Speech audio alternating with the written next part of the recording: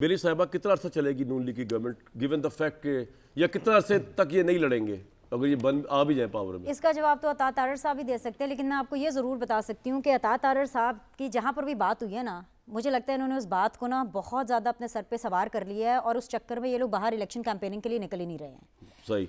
मैं आपको सीरियसली एक बात बता रही हूँ कि बेशक एक तरफ रियासत मुखालिफ लोग हैं जिन्होंने फ़ौज पर हमला किया, उनके लिए तो कोई टॉलरेंस होनी नहीं चाहिए, नहीं होनी चाहिए लेवल प्लेइंग फील्ड, ये मैं अपना क्लियर आपको मौका बता चुकी हूँ। लेकिन दूसरी तरफ सियासतदानों को तो काम करना है ना। मियाँ साहब के साथ गलती हुई, हमने आवाज़ उठाई, हमने कहा गलत हुआ, मियाँ साहब को एक साजिश के जरिए निकाला गया, boys were at work, they did their job. अब मियाँ साहब वापस आ गए हैं तो उनको अब काम करना चाहिए।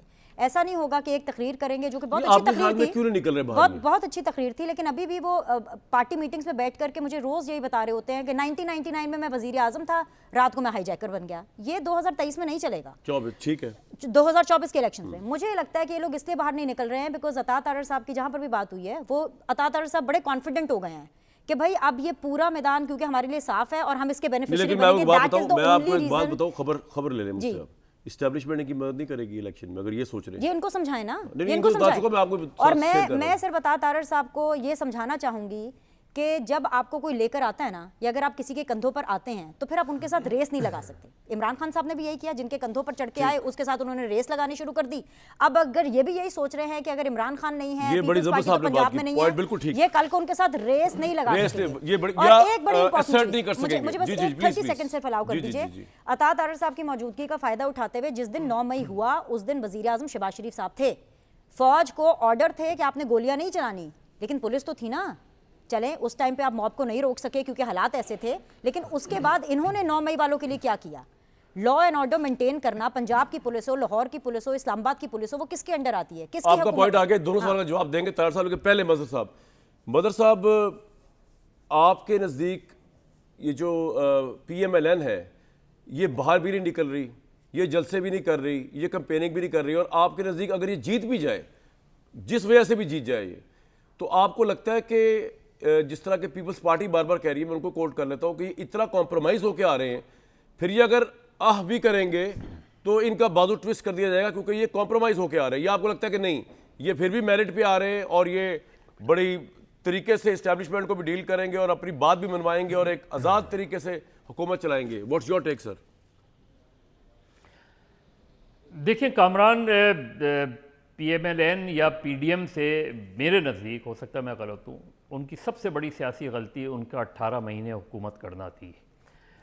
तहरीक इंसाफ या इमरान खान साहब की सबसे बड़ी गलती पंजाब और खैबर पख्तूनख्वा असेंबलियाँ डिज़ोल्व करना थी।